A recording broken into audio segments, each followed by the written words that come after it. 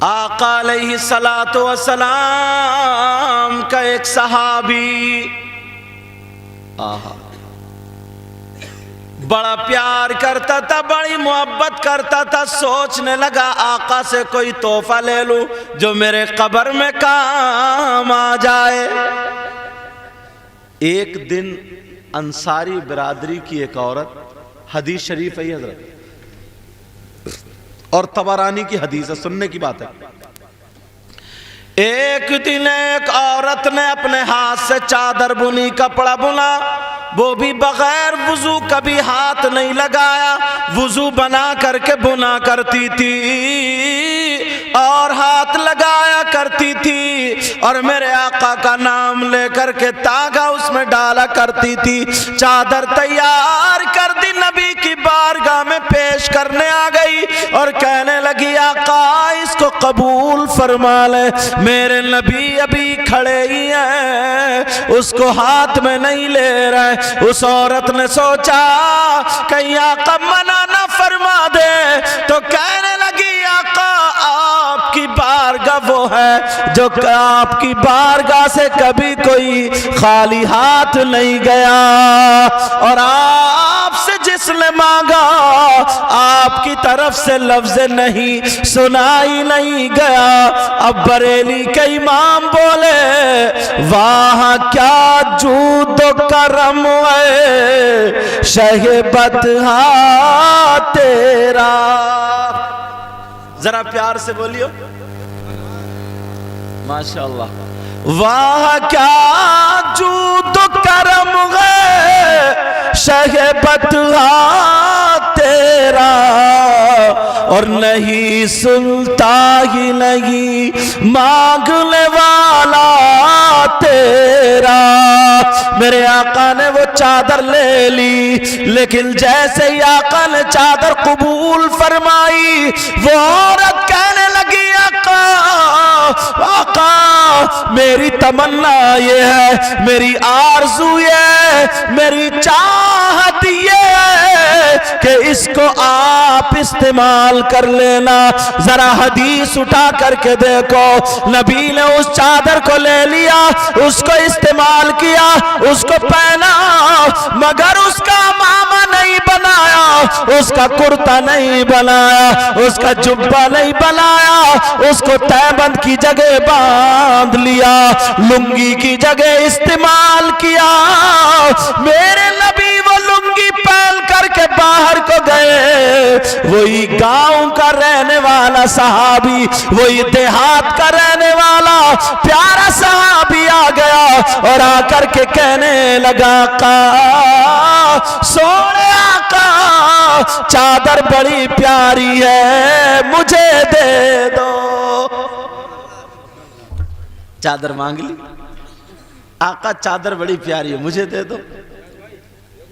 ہاں میرے نبی منع نہیں کرتے تھے، میرے آقا کسی سے منع نہیں کرتے تھے، ذرا توجہ رکھو۔ اب جیسے ہی وہ چادر نبی سے مانگ لی، نبی بولے ٹھیک ہے چلو۔ میرے نبی آگے آگے اور غلام پیچھے پیچھے حجرے میں گئے، اور جا کر کے نبی نے وہ لنگی کھولی، دوسری باندھی اور اس کی تہ بنائی، اس کو دے دی۔ توجہ، اس غلام کو وہ لنگی دے دی۔ اب انہوں نے اس لنگی کو چوما، سینے سے لگایا، آنکھوں سے لگایا، ماتھے سے لگایا، سر پہ رکھا، چومنے کے بعد سینے سے لگا کر کے جھومتے ہوئے باہر آ گئے۔ جیسے ہی باہر آئے، دو چار صحابہ نے پکڑ لیا، بولو یہ لنگی کہاں سے لائے ہو؟ کہ تمہیں پتا نہیں ہے نبی سے اگر کوئی چیز مانگی جاتی ہے تو نبی منع نہیں فرماتے ہیں، تم نے یہ چادر کیوں مانگی ہے؟ اور تمہارے اندر ہمت کہاں سے آئی؟ تمہارے اندر جرت کہاں سے آئی؟ تمہارے اندر اتنی طاقت کہاں سے آئی؟ تم آقا کا پہنا ہوا کپڑا پہنو، تم کہاں سے اتنے بڑے ہو گئے کہ جو نبی کا استعمال کیا ہوا کپڑا استعمال کرو؟ وہ کہنے لگے ذرا گاؤں کے رہنے والے ان صحابی کا ایمان دیکھو، وہ کہنے لگے ذرا میرا ہاتھ چھوڑو میں بتاتا ہوں، ذرا میرا ہاتھ چھوڑو میں تمہیں بتاتا ہوں، میں نے جو نبی سے چادر مانگی ہے تو میں نے کس لیے مانگی ہے؟ میں نے اس لیے نہیں مانگی ہے کہ میں نبی کی چادر استعمال کروں، میں نے اس لیے نہیں مانگی ہے کہ میں نبی کا پہنا ہوا کپڑا پہنوں، میں نے اس لیے نہیں مانگی ہے کہ نبی کی لنگی میں لنگی بناؤں، میں کرتا بناؤں، میں ٹوپی یا ماما بناؤں، تو پھر کس لیے مانگی ہے؟ وہ گاؤں کے رہنے والے صحابی تھے، وہ کہنے لگے بھائیو میں نے اس لیے مانگی ہے کہ جب کل کو میں مروں گا تو میرا جنازہ آقا کی لنگی کا ہوگا، میرا جنازہ ہوگا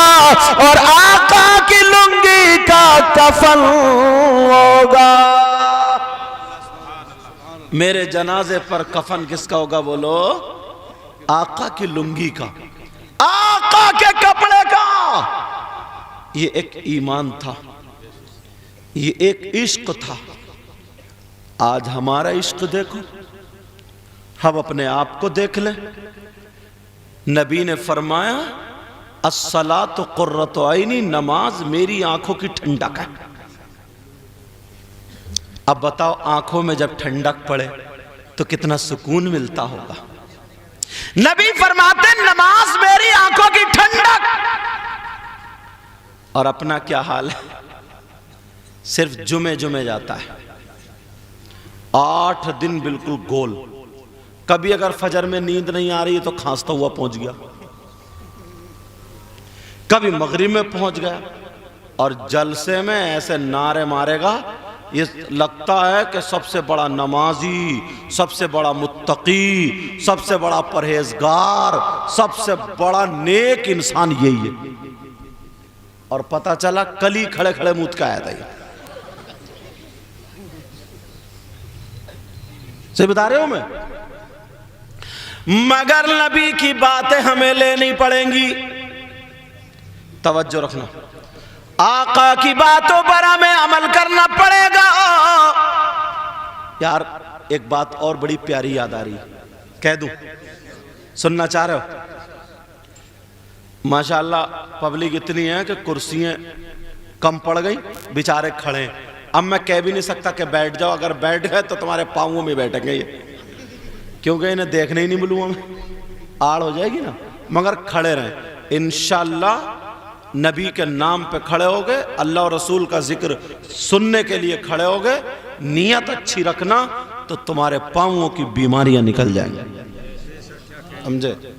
اور اگر نیت گڑبڑ ہوئی تو بھیا سب کچھ معاملہ گڑبڑی ہو جائے گا۔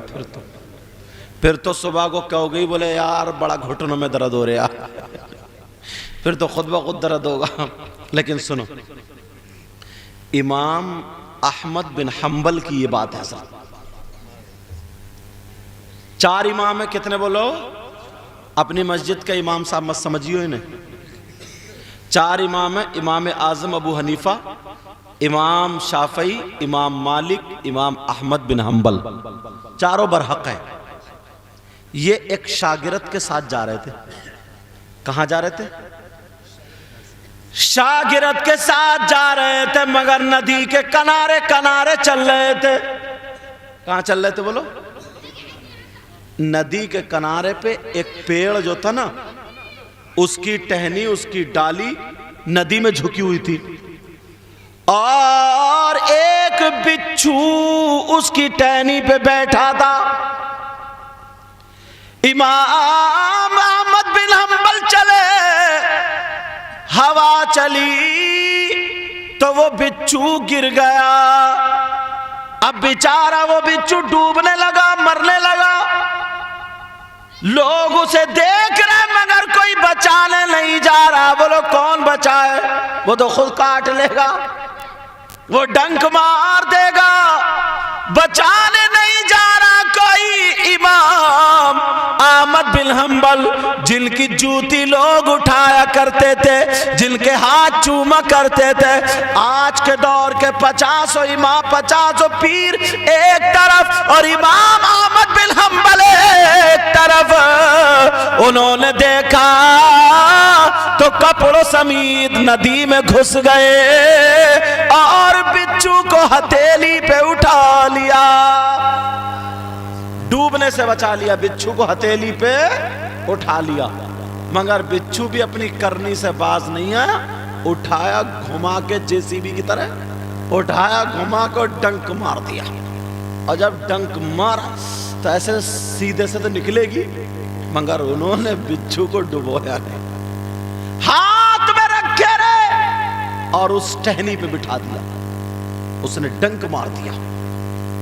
تم ہوتے تو کیا کرتے؟ 313 تو گالی دیتے،